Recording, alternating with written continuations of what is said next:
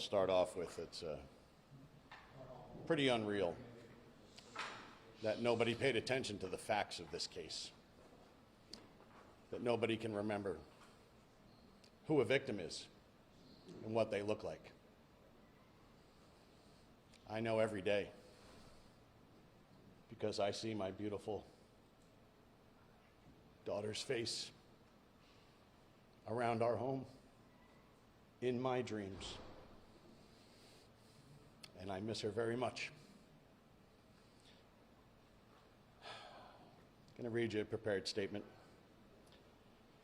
Today's ruling was yet another gut punch for so many of us who devastatingly lost our loved ones on that tragic Valentine's Day at Marjorie Stoneman Douglas High School.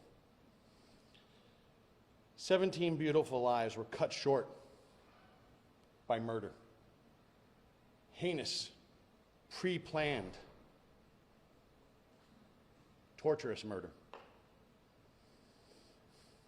And the monster that killed them gets to live another day.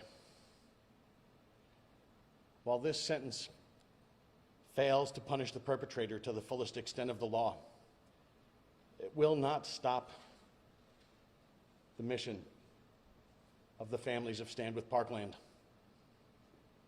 to effect positive change at the federal, state, and local level to prevent school shooting tragedies from shattering other American families. Tony, what did you think when you were hearing those verdicts being read? As it sunk in that this was a life sentence, not a death sentence recommendation, what were you and your wife Jennifer and everybody else thinking? Well, I can only speak for myself and my wife since we've talked about it, but I'm sure some of the other families had similar thoughts. How can the mitigating factors make this shooter, who they recognized committed this terrible act, acts plural, shooting some victims more than once on a pass, pressing the barrel of his weapon to my daughter's chest, that doesn't outweigh that poor little, what's his name, had a tough upbringing? I mean, society has to really look and re-examine who and what is a victim. Not everyone's a victim. My beautiful Gina, the other sons, daughters, spouses, and fathers, they were the victims here.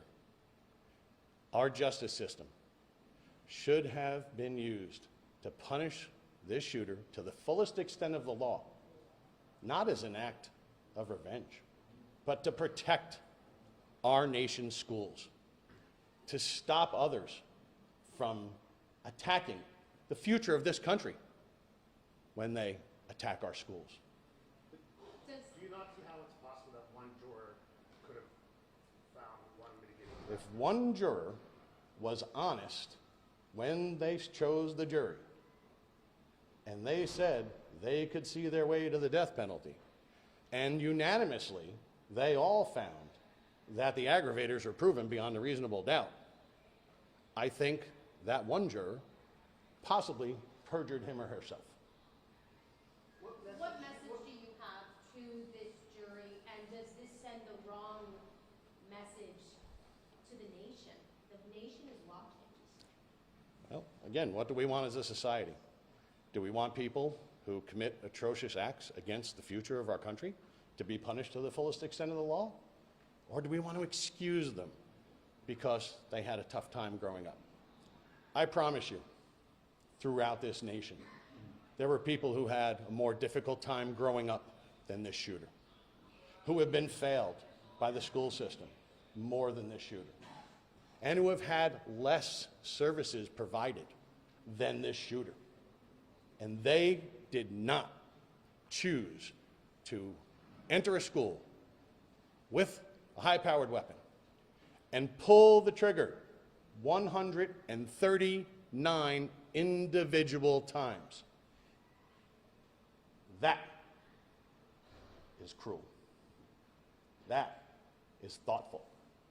And that should have been punished to the maximum extent of the law. Tony, you mentioned this in your statement. We know that the gunman studied other shootings, and now he gets life. For the next teenage gunman or the next young person who decides to get a gun and study and follow, what does a sentence like this do for the safety of other children? I think that it puts all school children in jeopardy. It certainly sends the wrong message. This shooter did not deserve compassion. Did he show the compassion to Gina when he put the weapon against her chest and chose to pull that trigger? Or any of the other 3 times that he shot her? Was that compassionate? When we heard in his own words what he said regarding other victims, Meadow Pollock, Carol Ocken, Peter Wang. We heard what he said, what he thought. Was that a sympathetic figure?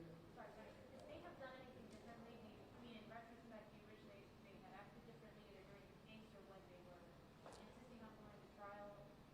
I will say that the state did an excellent job.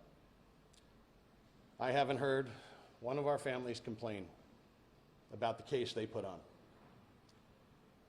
They were factual. They were realistic.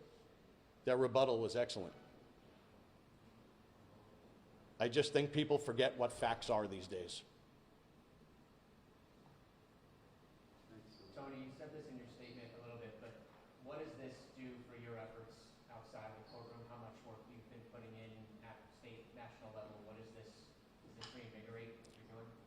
Well, Families with Stand with Parkland have always been dedicated to preventing other families from suffering through these horrific tragedies. Perhaps now we'll have to fight to make sure that victim impact statements, real victims, are taken into account. The real victim statements when you go through a penalty phase, so that we can all remember our loved ones, the kind, compassionate, innocent students and teachers that went to school that day and never returned to our loving families. Are you going to be here for Scott Peterson's trial? I've had enough of the courtroom for a while, but I imagine that we will come back and do what we did here. We will all represent our loved ones. My wife Jennifer and I will make sure that we represent our beautiful, forever 14-year-old daughter Gina in any court proceeding. We will continue to put forth our efforts to secure her legacy through both Stand with Parkland and the work we do locally, statewide, and nationally, as well as the Gina Montalto Memorial Foundation, which we set up to keep Gina's light shining in this world, because she should not have been extinguished by this monster.